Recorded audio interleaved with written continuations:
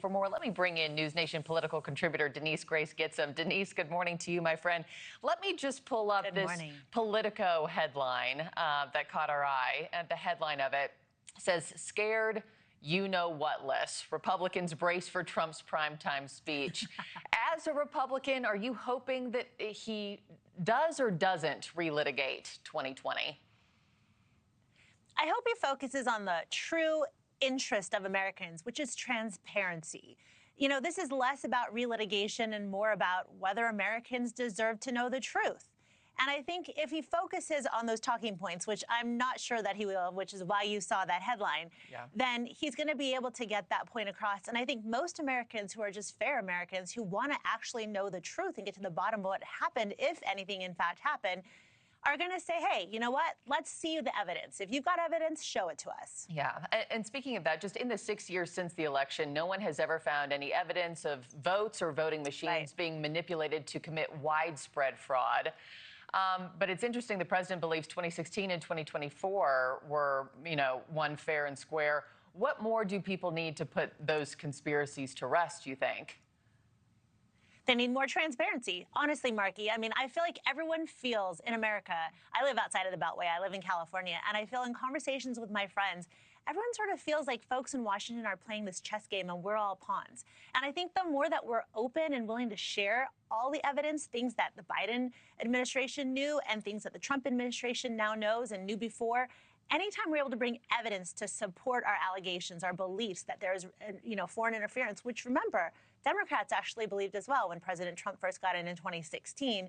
There's been allegations on both sides of the aisle about election interference by foreign entities and, by Republicans in California who've recently seen a lot of inconsistencies in our voting as well. So, again, transparency is always a winning issue. And I think that as long as the president stays on that issue, which, again, I'm not sure that he will, we should be able to get a point across.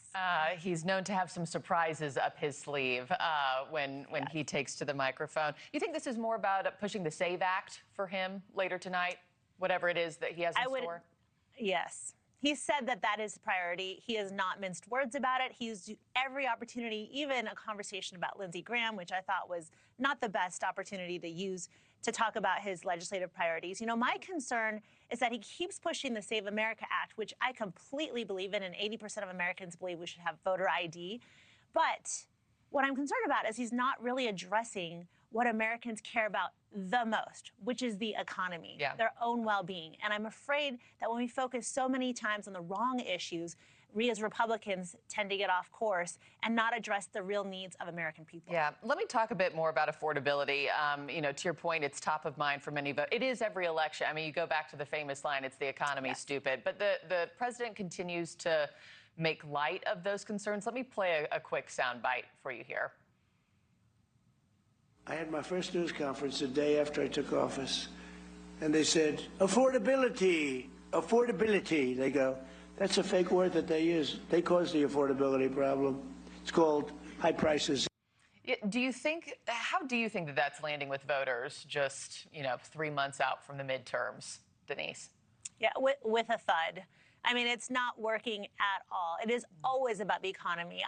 What we're seeing on the left with the rise of socialism, I don't even think that most of the kids who are talking about socialism, champion socialism, even understand what that means. If they did, there's no way they would support it. There's no way they could possibly think this would better their lives.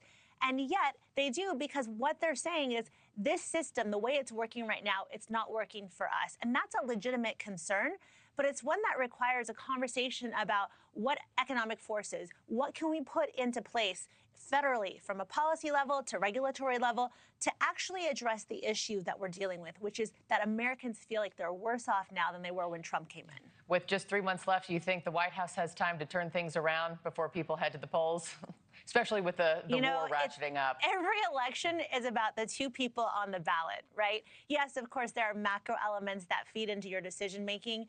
I'm not sure that people can get over their dislike of Trump. That's the biggest issue. I think Trump is the greatest liability in this election. If you don't like Trump, you're going to come out and support anyone who says they're against him, regardless of their policies.